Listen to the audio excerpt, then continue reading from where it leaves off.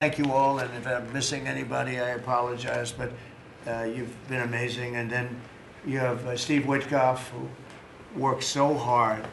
And you remember we settled 7, this is number 8, we settled 7 wars, or major conflicts, but wars. And this is number 8. And the one that I thought would be maybe the quickest of all would be Russia-Ukraine, and I think that's going to happen too.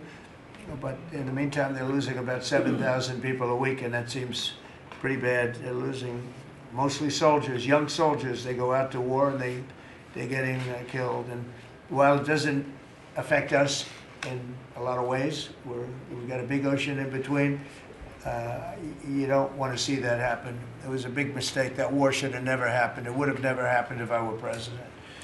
So we're here this morning for a cabinet meeting as my administration continues to deliver for the American people, despite the radical left lunatics that shut down our government. You have Democrats that they've lost their way. They have no leadership. We don't even know who to deal with over there. At least they know who to deal with. We have no idea who we're dealing with over there.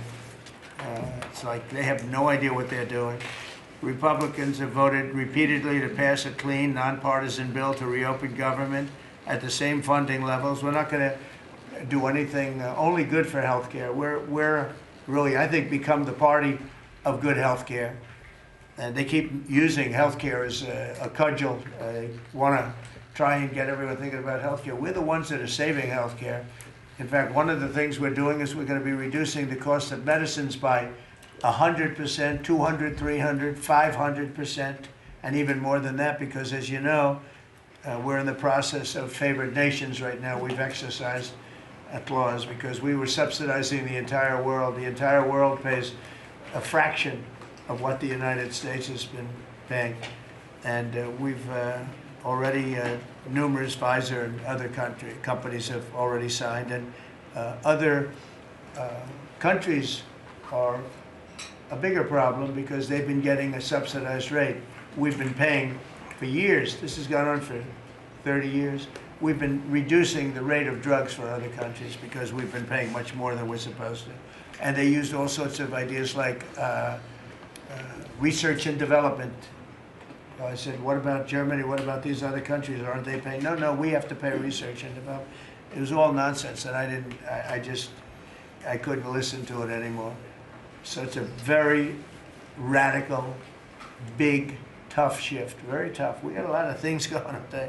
But, you know, and you probably heard me say this in my first term, I think it was my 3rd year, we reduced drugs from the beginning of the year to the end of the year.